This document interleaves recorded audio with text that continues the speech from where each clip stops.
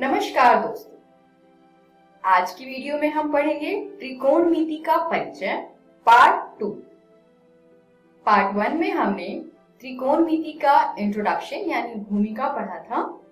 उसी के साथ हमने त्रिकोणमिति के 6 अनुपातों के बारे में पढ़ा था।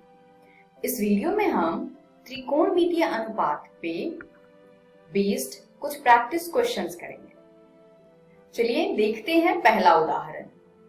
यदि tan A बराबर में 4/3 है तो कोण A के अन्य त्रिकोणमितीय अनुपात ज्ञात कीजिए।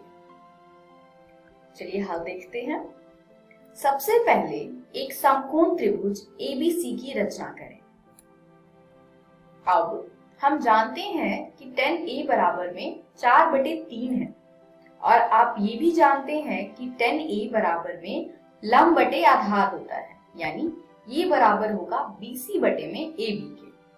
अब यदि BC बराबर में 4K है तो AB बराबर में 3K होगा, जहां K एक धन संख्या है। अब हम इसमें पाइथागोरस प्रमेय का प्रयोग करेंगे AC ज्ञात करने के लिए। तो पाइथागोरस प्रमेय से AC का वर्ग बराबर है AB का वर्ग जमा BC का वर्ग। अब हम यहाँ पर AB और BC का मान रखेंगे तो ये आएगा 4K का वर्ग जमा 3K का वर्ग। इसको हल करेंगे तो 4K का वर्ग होगा 16K वर्ग जमा में 9K वर्ग। दोनों को जोड़ते हैं तो ये आएगा 25K का वर्ग, यानी AC वर्ग बराबर है 25K का वर्ग। दोनों तरफ हम वर्गमूल करेंगे तो हमें AC बराबर में 5K प्राप्त होगा। अब हम इनकी परिभाषाओं की सहायता से सभी त्रिकोणमितीय अनुपात लिख सकते हैं, क्योंकि हमें तीनों भुजाओं का मान ज्ञात हो गया है। सबसे पहले sin A निकालते हैं। sin A बराबर होगा लंब बटे में कर्ण, यानी BC बटे में AC। BC का मान 4K है तथा AC का मान 5K है, तो ये बराबर आएगा 4K बटे में 5K। K से K कैंसिल हो जाएगा और 4 बटे में 5 आएगा आंसर। इसी प्रकार cos A बराबर होता है आधार बटे में कर्ण, यानी AB बटे में AC, तो बराबर आएगा 3K बटे में 5K। K से K कैंसिल होकर के ये आएगा 3 बटे में 5। अब आपको sin A का मान पता है, cos A का मान पता है और tan A का मान प्रश्न में दिया हुआ है, तो हम व्युत्क्रम वाले फंक्शन का प्रयोग करके यानी व्युत्क्रम वाले सूत्रों का प्रयोग करके बाकी के अनुपात ज्ञात कर सकते हैं।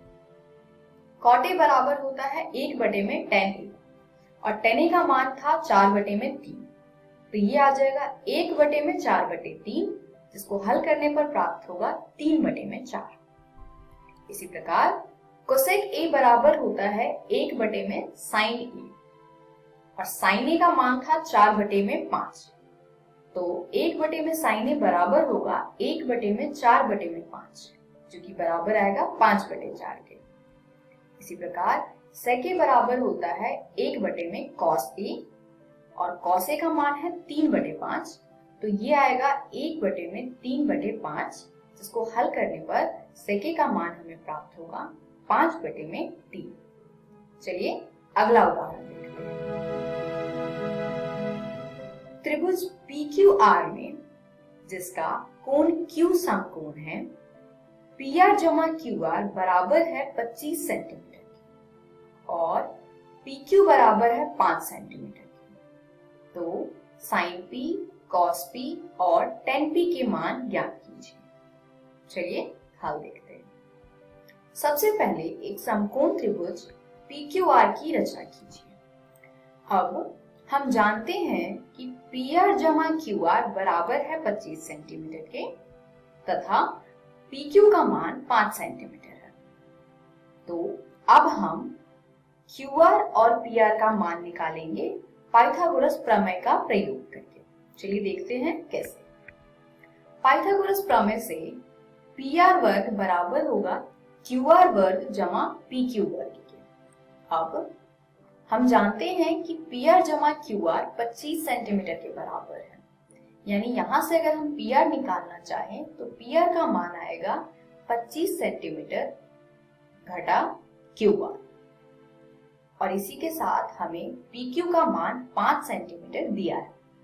तो PR और PQ का मान हम पाइथागोरस प्रमेय में प्रतिस्थापित करते हैं। इससे हमें प्राप्त होगा 25 सेंटीमीटर घटा QR का वर्ग बराबर में QR का वर्ग जमा 5 सेंटीमीटर का वर्ग।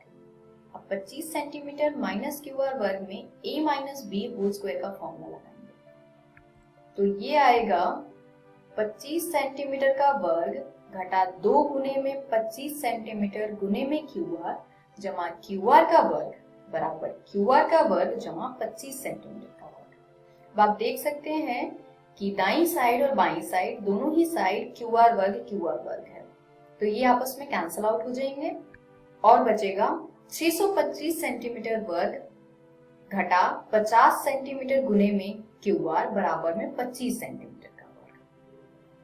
अब 625 सेंटीमीटर वर्ग को हम दाईं ओर लेकर जाते हैं तो हमें मिलेगा 50 सेंटीमीटर गुने में QR बराबर में घटा 625 सेंटीमीटर वर्ग जमा 25 सेंटीमीटर वर्ग। आगे हल करने पर हमें प्राप्त होगा घटा 50 सेंटीमीटर गुने में QR बराबर में घटा 600 सेंटीमीटर वर्ग, यानी यहाँ से QR का मान आएगा 12 सेंटीमीटर। तो QR 12 सेंटीमीटर मिल गया है हमें। अब हमें निकालना है PR का मान, तो उसके लिए हम फिर से इसका यूज करेंगे, इसका प्रयोग करेंगे।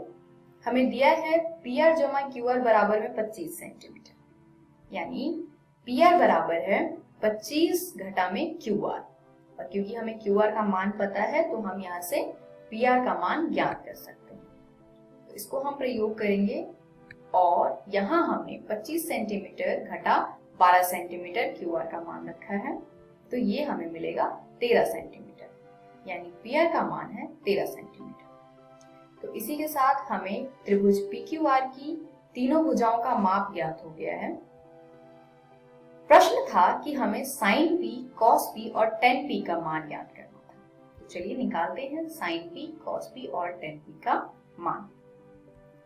sin P बराबर होता है लंब बटे में कर्ण के। यहाँ लंब है QR तथा कर्ण है PR, तो ये आ जाएगा sin P बराबर में QR बटे में PR, जो कि बराबर होगा 12 सेंटीमीटर बटे में 13 सेंटीमीटर, तो अनुपात आएगा 12 बटे में 13।